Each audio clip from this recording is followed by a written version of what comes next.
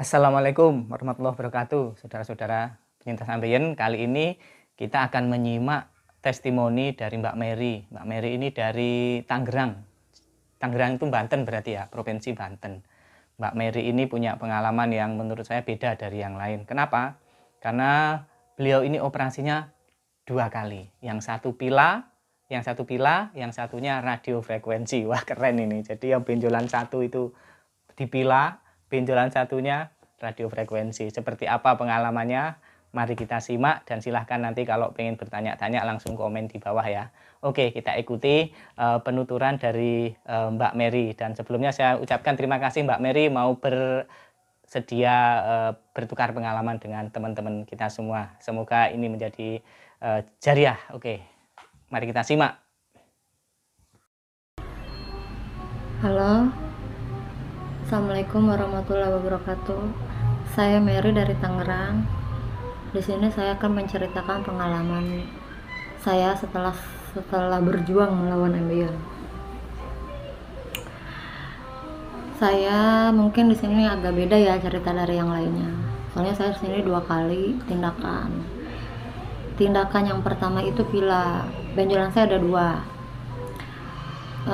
Itu tanggal 28 Januari 2023. Kenapa saya pilih pila? Karena katanya kan proses penyembuhannya cepat. Cuman pas lagi tindakannya kerasa banget. Soalnya nggak dibius. Dari mulai suntik sama pemasangan karetnya itu.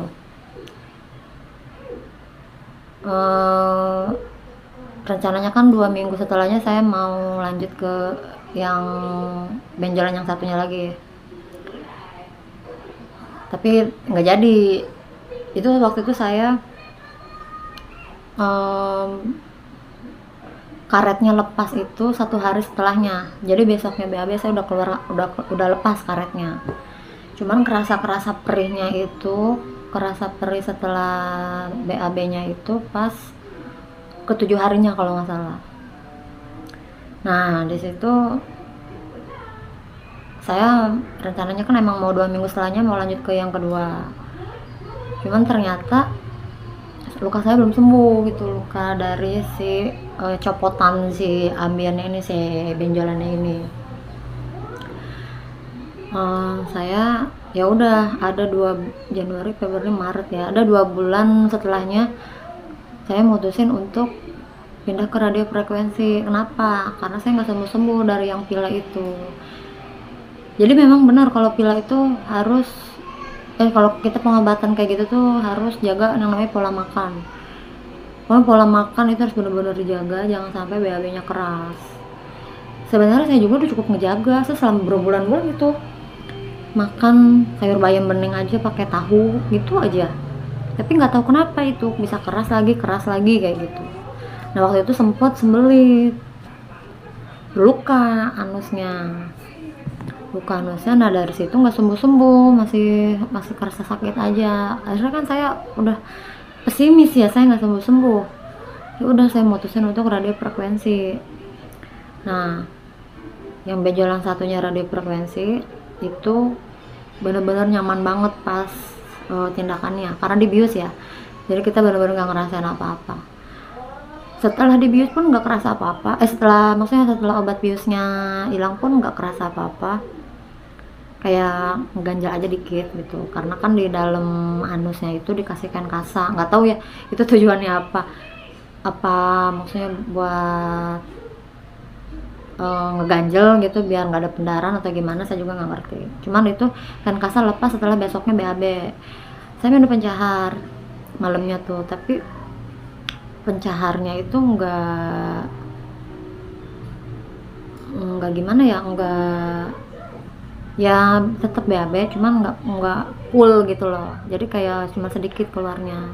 Itu saya tanggal 22 Maret radiofrekuensi, 22 Maret 2023. Dan itu bener-bener dari hari pertama setelah tindakan sampai ke hari ke-10 perjuangannya bener-bener sampai nangis gimana ya, nangis karena stres kali ya, sakit iya, susah iya ngeluarinnya. Terus jadi bener-bener yang berjuang itu bukan BAB-nya sih menurut aku, tapi berjuang buat mengolah stres supaya kita ini bener-bener jangan sampai mikirin itu. Pola tidur juga harus terjaga, harus bener-bener jaga pola pola makan, pola tidur itu harus bener-bener nggak boleh kurang. Tapi saya bener-bener susah itu keluar dari fase kayak gitu, susah. Nah, hari ke-11 saya udah mulai enak BAB-nya. Itu naik motor juga udah pas di hari ke-10 kayaknya. Udah mulai hari ke-7 juga udah mulai naik motor sih buat jemput anak sekolah. Nah, hari ke-10 udah enak, udah bisa lalu lalang, udah sebenarnya sih saya di hari ketiga juga udah mulai ke tukang sayur. Udah mulai masak, cuman ya kan katanya kan harus banyak gerak kan, jadi ya saya bisa mungkin saya gerak, cuman ya nggak jauh-jauh gitu. Nah, lepas dari itu saya pokoknya udah enak makan, udah enak, BAB juga udah nggak terlalu susah. Jus tomat, Yakult, Simori, pepaya, melon, gak pernah ketinggalan. Buah-buahan yang lain gak pernah ketinggalan. Orang lain nyuruh minum ini, saya ikutin, termasuk daun ungu. Katanya minum rebusan daun ungu bikin lancar, saya ikutin. Katanya kata orang suruh minum rebusan daun binahong, saya ikutin. Tapi ya tetap ya keras mah masih gitu, tapi ya nggak terlalu inilah, nggak parah gitu, nggak kayak awal-awal. Sekarang udah 2 bulan, sekarang tanggal 22, saya pas 3 bulan ini, pas 3 bulan setelah operasi ambeien ya, metode radiofrekuensi. Udah enak, BAB udah mulai lancar. Ya tetap tapi masih ngeden sedikit, ngeden tipis gitu. Ya makanya itu air minum sama buah-buahan nggak boleh di skip, jangan sampai kurang. Pokoknya buat teman-teman yang mau operasi, yuk mending operasi aja, toh biar sembuh. Kalau misalnya kita bertahan di tengah-tengah penyakit, itu mau sampai kapan? Makan ini itu nggak bebas. Suatu saat bakal kambuh. Sebagus-bagusnya obat, ya kayaknya nggak bakal sembuh sih kalau nggak dioperasi gitu. Saya benjolan tetap masih ada 2 benjolan setelah operasi ya, tapi katanya sih itu bukan apa-apa, nggak sakit juga kok. Yang kayak gimana ya, kita kalau kayak habis ada luka kan pasti ada bekasnya, nah mungkin itu kayak gitu. Semangat aja buat teman-teman semuanya, yang penting kita sembuh. Sakit di awal nggak apa-apa, yang penting sembuh. Oke, gitu aja ya teman-teman ya. Terima kasih semuanya. Assalamualaikum warahmatullahi wabarakatuh. Itulah tadi saudara-saudara, apa yang disampaikan Mbak Mary ini menurut saya menarik karena beliau merasakan 2 operasi yang berbeda dengan sistem yang berbeda. Mana yang lebih enak menurut beliaunya, yaitu seperti yang disampaikan tadi. Yang pertama pila, yang kedua radiofrekuensi. Ini sekaligus mungkin sebagai jawaban bagi teman-teman yang masih bingung, operasi apa yang terbaik? Oh, katanya ini yang terbaik, ini yang terbaik. Mbak Mary ini punya 2 pengalaman sekaligus. Ini jarang ini ya. Nah itu dan tapi dari penjelasan beliau tadi memang 3 seminggu sudah bisa nyoba naik motor meskipun sakit, tuh menurut saya luar biasa ya. Dan intinya mentalnya kuat lah ya. Mental itu yang sangat penting ya untuk proses penyembuhan kita nanti. Dan bagi saudara-saudara yang masih bingung, yang maju mundur untuk operasi, karena ada berapa ya, ada 2 atau yang 3 yang lagi tanya-tanya ke saya, ini operasi gimana. Nah itu saya suruh milih sendirilah, silahkan ditonton di YouTube, ini ada banyak testimoni dari teman-teman.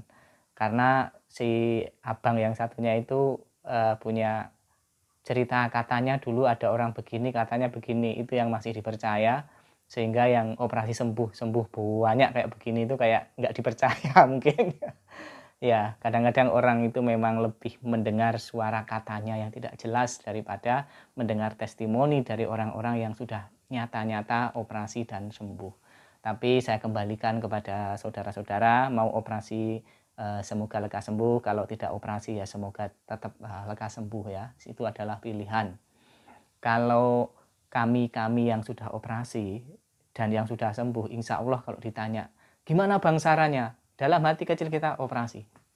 Sudah itu jawabannya. Tapi kalau itu masih kurang meyakinkan ya silahkan dikuatkan sendiri. Kalau enggak ya enggak apa-apa. Kalau operasi ya silahkan. Karena kami yang operasi ini tentunya sebelum operasi itu sudah mengalami berbagai peristiwa yang seru ya. Dan setelah operasi itu enak gitu loh ya. Kemana-mana enak, makan los gitu kan. Itu yang terjadi pada saya, alhamdulillah ya. Semoga yang lain juga begitu. Dan itu banyak teman-teman yang sudah testimoni yang macam-macam, yang dulu awal-awal saya bikin YouTube itu bingung, sekarang udah pada sembuh. Apakah itu masih tidak dipercaya? Ya monggo silahkan. Jadi saya tidak mengharuskan Anda operasi atau tidak. Ini aja sekedar YouTube ini memberikan sisi lain, angle lain dari berbagai keseruan dari operasi ambeien itu. Karena banyak informasi-informasi barangkali yang tidak langsung disampaikan oleh penderitanya. Nah ini rata-rata yang menyampaikan adalah penderita langsung. Sudah ada Mbak Dea, ada Mbak Isti, ada Mas Joko, ada ini ya Mbak Mary. Nanti saya harap ada lagi ya teman-teman, monggo yang punya testimoni silahkan. Sekitar 7-10 menit begitu direkam di HP-nya dalam posisi landscape, usahakan suaranya agak jelas dan santai saja ngomongnya ya, nggak usah serius-serius, nggak usah formal-formal, santai saja sambil gendong anak juga nggak apa-apa, sambil mainan juga nggak apa-apa, pokoknya tidak mengganggu ya. Dan supaya itu bisa semakin banyak memberikan informasi kepada teman-teman kita yang masih maju mundur, masih bingung dan sebagainya. Mbak Mary, sekali lagi terima kasih. Pengalaman Anda ini sangat luar biasa, 2 operasi yang berbeda ya. Ini baru keren ini ya. Dia tidak puas dengan sistem A, akhirnya nggak mau lagi pakai sistem B. Dan alhamdulillah nyata-nyata semuanya sudah sembuh ya. Dan saya doakan yang lain juga segera sembuh. Nanti Mbak Mary kalau pengen bikin testimoni saya tunggu ya. Misalnya punya ide, oh ini yang ini saya yang belum lupa, itu silahkan Mbak Mary, kami senang sekali ya. Terima kasih, saya kira itu saudara-saudara. Sampai jumpa lagi dalam YouTube yang sama. Jangan lupa like, comment, and subscribe ya. Kirimkan YouTube ini kepada teman-teman Anda yang kira-kira punya sakit ambeien di grup-grup mana ambeien. Karena saya yakin banyak yang sakit ambeien tapi tidak berani ngomong. Siapa tahu dengan menonton YouTube ini akhirnya punya keberanian. Sharing dengan temannya, sharing dengan ini, terbuka dengan dokter, macam-macam seperti itu. Jangan dipendam ya, memendam ambeien itu sama sekali nggak baik ya, Oke, assalamualaikum warahmatullahi wabarakatuh.